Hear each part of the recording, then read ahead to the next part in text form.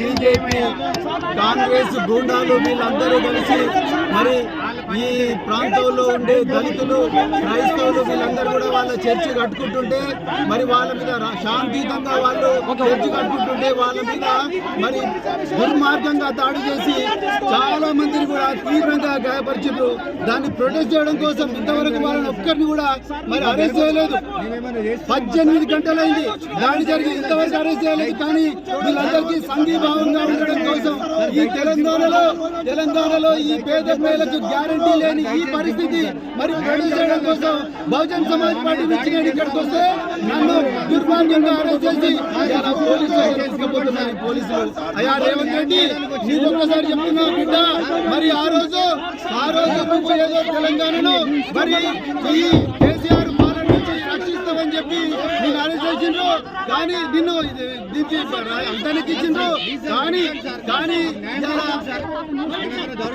కానీ ఇలా మరి మీ పోలీసులు విద్యుత్తులు అరెస్ట్ చేయకుండా బాధితులను కలవడానికి వచ్చిన నన్ను అరెస్ట్ చేసిండ్రు. బహుజన్ సమాజ్ పార్టీ కార్యకర్తలు చేసిండ్రు.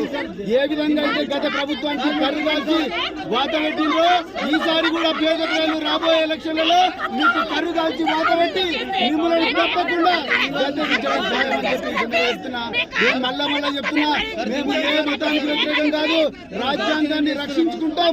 రాజ్యాంగం ఏదైతే ఆర్టికల్ 25 నుంచి 28 మతపరమైన స్వేచ్ఛించిందో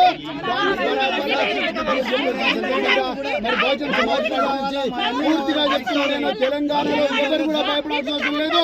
ఈ రేవంత్ రెడ్డి, ఈ కాంగ్రెస్ బీజేపీతో మిలాఖతైనాయి, RSS తో మిలాఖతైనాయి. పేదల మీద, దళితుల మీద, అందరి మీద కూడా మరి మాదిగల మీద వీళ్ళందరి మీద కూడా దౌర్జన్యాలు చేస్తున్నారు.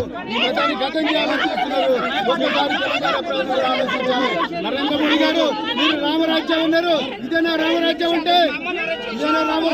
రేవంత్ రెడ్డి కింది కోసం